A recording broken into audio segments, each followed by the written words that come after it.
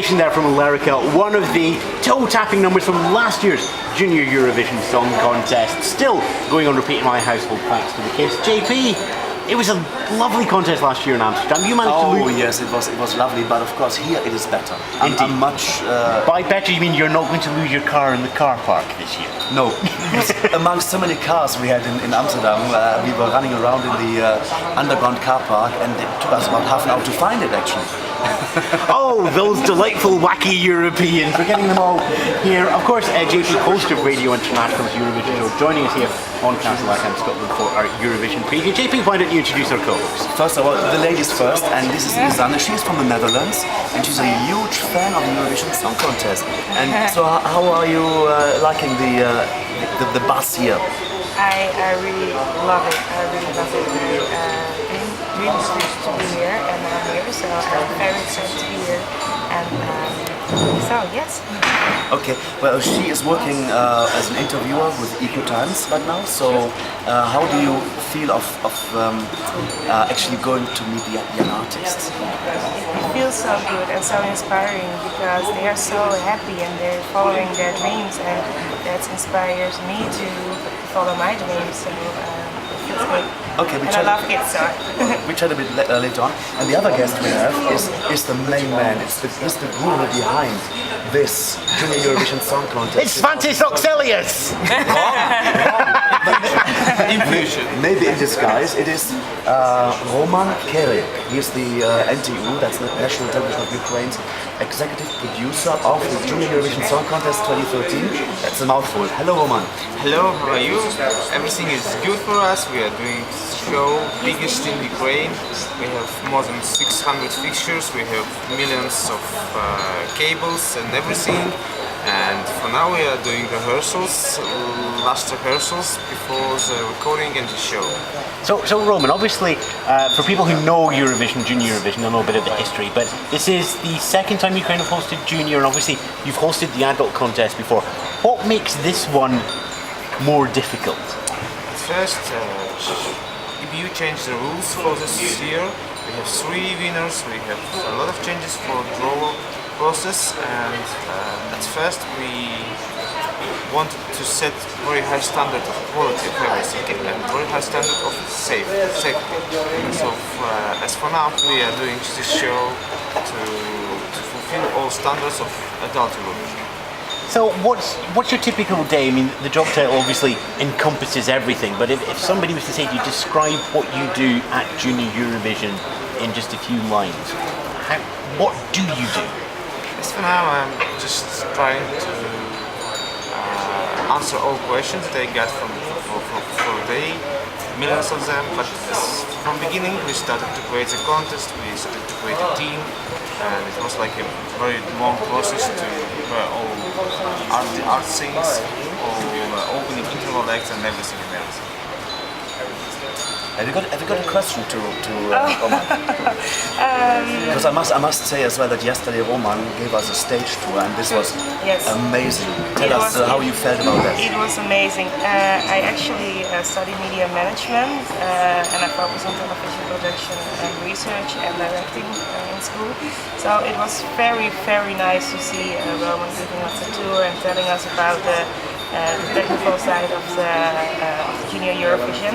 I recognize a lot of things, and it feels so good. It felt good to see everything, and this is the show I've always been dreaming of I always dreamt to be here. So if you see this and everything backstage, it's amazing. Roman, tell us about your team you're working with. How many people are actually backstage working with you? It's near 200, so then we shoot 2,600 pages at all. So we have near 1,000 workers here, and the closest team is near 40 people. So obviously, I mean, the Palace Ukrainia has hosted a number of music events that NTU have covered. So, for example, we've just had Melody of Two Hearts broadcast earlier in the week, which, by the way, is a fantastic show. If you can get a copy of that and of the video file for that for me to watch for the playback, I would love a copy of that show. We stumbled over it, Charlene and I, and we're just like, really? Wow. But, so, you have a venue that's used for music events that NTU have a familiarity with. what makes Junior Eurovision different from a production side of view? Because, you know, you can't just do the same sort of stuff that you do at Melody at Two Hearts that you can at Junior. There's huge changes because it's international, it's live, you know, what's the biggest difference between doing this sort of production than just a normal run-of-the-mill music production? We are 10 times bigger than normal production here, and we are 2 or 3 times bigger than the biggest production there. So that's in terms of what? In terms of cost, manpower? It's only in terms of quantity of equipment, quantity of special things that was created especially for this project, and set design. And at first we had the first show here in Ukraine that is 100% backup. So everything here is backup.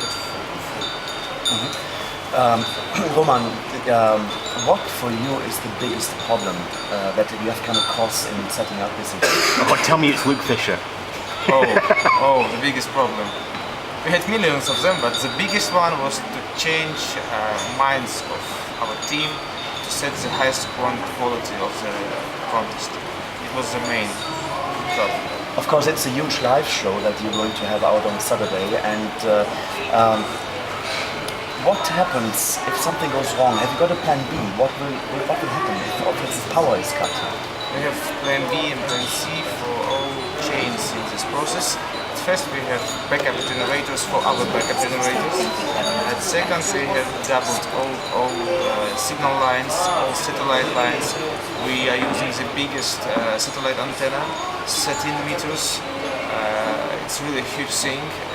The weight of the antenna is more than 1,000 tons, so I sure that we will transmit this contest in good quality. And of course, there's the standard backup that the dress rehearsals recorded with all the host broadcasters, so if there was to be a huge snowfall that brought down the antenna down, the show from the night before would still go out, so you would have time to recover. So there's lots of stuff here that nobody really sees backstage. They just see people come out and go off on stage and sing, and at the back it's just like, it's like the Muppet Show, isn't it? With chaos and Kermit the Frog and everything, isn't it? Yes, but backstage is really interesting because the real life is going there. We have more than 260 kids on final, on the closing ceremony. We have totally more than 100 square meters of props. We're using a lot of pyro and a lot of SFXs for that show, so it's a real life there. I'm wondering, yesterday I saw 2 people sleeping on the couch backstage. It seems that they make a lot of hours each day. Can you tell me how many hours you've been making last week? We have no normal shift for our workers. It's 8 hours length, but it was really surprise for me that some of our workers said, come to me and say they will not come to home unless they will do all their work. It was really shocked because they worked 30 hours without sleep, and I really asked them to go home, but they refused. There's a huge amount of pride here for NTU and Ukraine as a country as a whole in getting to host Junior Eurovision. We're really proud with that, so it's a chance to show to the Europe and to the world that we are really a European country, we want to join and we want to be a part of that. So for us, Junior Eurovision is the best possibility to show that we are open and we welcome everybody. Roman, when did you actually start planning this whole thing, this Junior Eurovision Song Contest? And how many hours have you been putting in? Because we heard yesterday you lost 40 kilos. It's like a special diet, isn't it?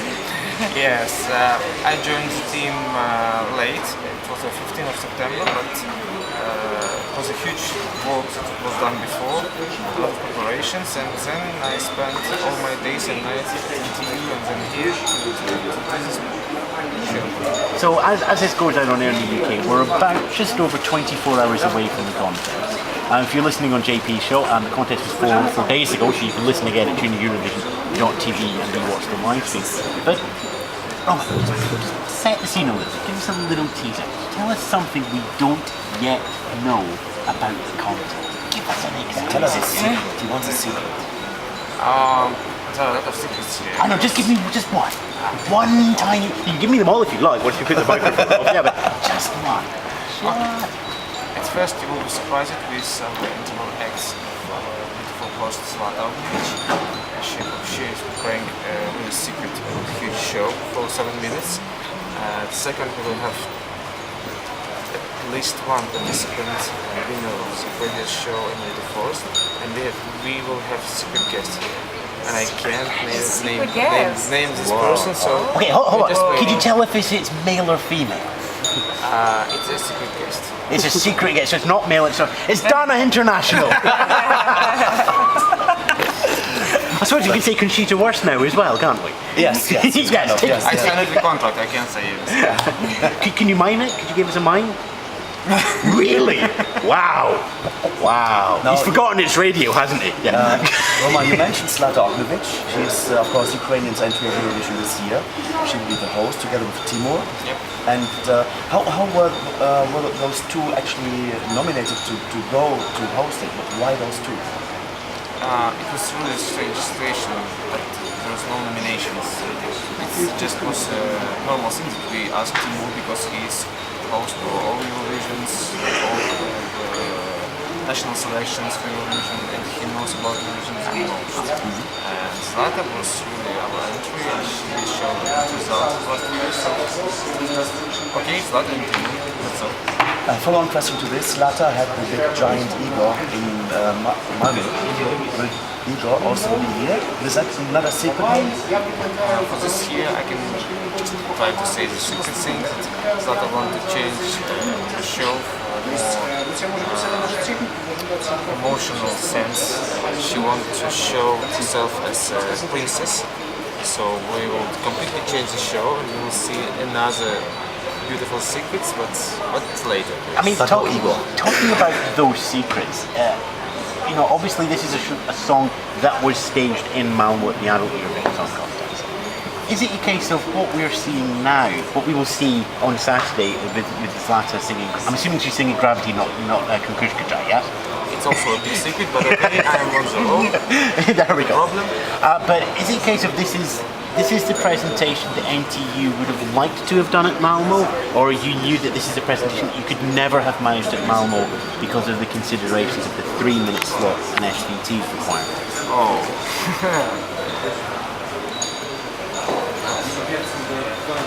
It's hard to say. I can answer in another way. We will see very big show for Zlata here, his new songs, this compilation of Gravity and new song, but I can't tell anything more. Now, the other thing that gets me about the host is obviously there's a great tradition of scripts coming through the Eurovision, and the UK loves their puns and the bad hosting. But with all of the work that you've done in Ukraine and putting UK in the country, you've turned for some help from a scriptwriter from the United Kingdom, from Alex Wallace. He's really How do you get the guy who does the 11 o'clock show on Channel 4 to the Ukraine to do the script for the Junior Eurovision Song Contest? We just kindly asked him because we showed his work and it was really brilliant, and we just asked him and he said okay. It was really surprised for us because he's booked for 2 years and this is kind of surprise. Something? I have a question. Just a few minutes ago, we were watching the rehearsal from Sweden, and you said, "Hey, the special effect, I did that, you know," and it was so funny to see that.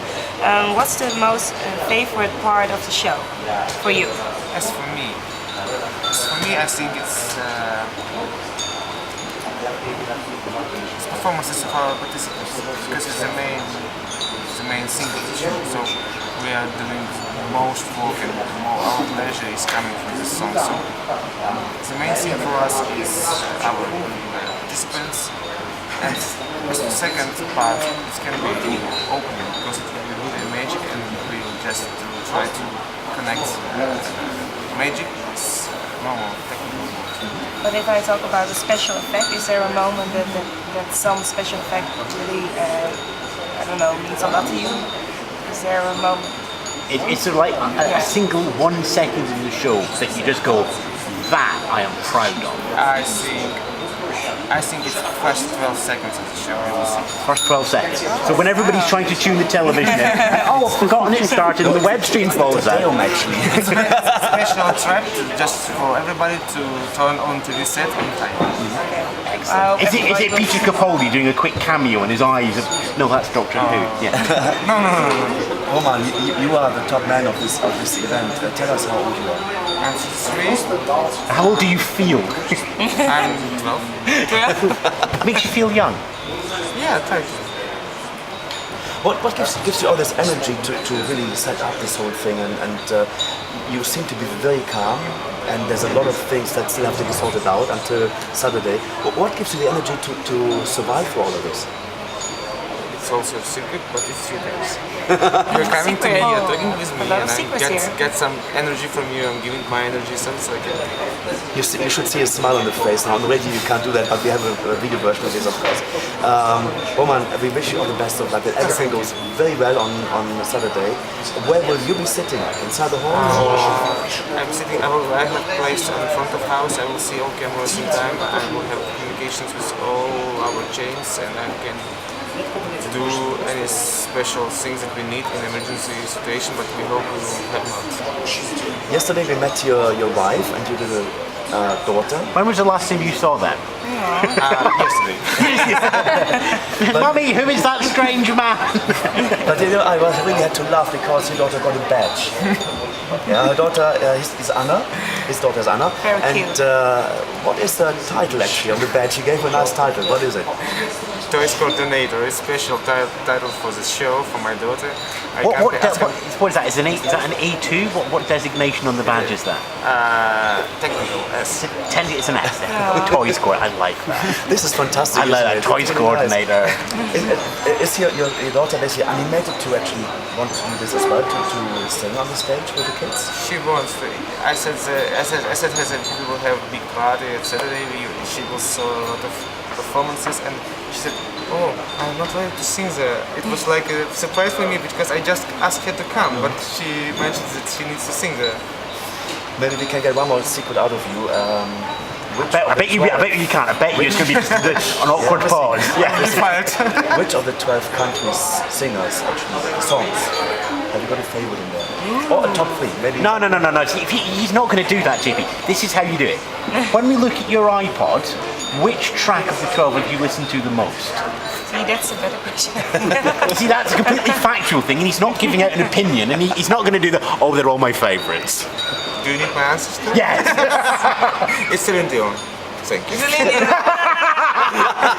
He got you there, JP. No, it wasn't He the got answer to the question because you got 12 countries singing. You don't have a favorite of the songs? Maybe the 3? Just mention 3 countries you like. Spain, France, and I sing In this contest. Australia. Okay, so you have actually you cannot say. He can't say JP, come on. We try. If he's going to say anything, he's going to say Belgium, okay? I'm working with the production side, so I need to be focused on that. So I leave my preferences to it. What about last year's contest? Did you have a favourite from last year's contest? First Netherlands and second Ukraine. Yep. And it's hard to say who is a set because it's really a lot of good songs. What about your daughter? What's your daughter like? For this year or For this year? For this year, all. She's the toys coordinator. The toys coordinator can't have any bias. So they've got Roman. It has been great to have you. Thank you very much for spending so much time in such a busy schedule. We will look forward to seeing the show or look forward to watching it again, depending on if you're listening with Radio International or Castle FM up here. JP, I think we should carry on with the music. Let's have it. Let's go for United Kingdom 2004. Miss Spedding. Yes. Corey Spedding. Corey Spedding, yes. Best is yet to come. The best is yet to come. Then in second. I loved it. Best result for the UK in the last 10 years in any Eurovision at all, ever.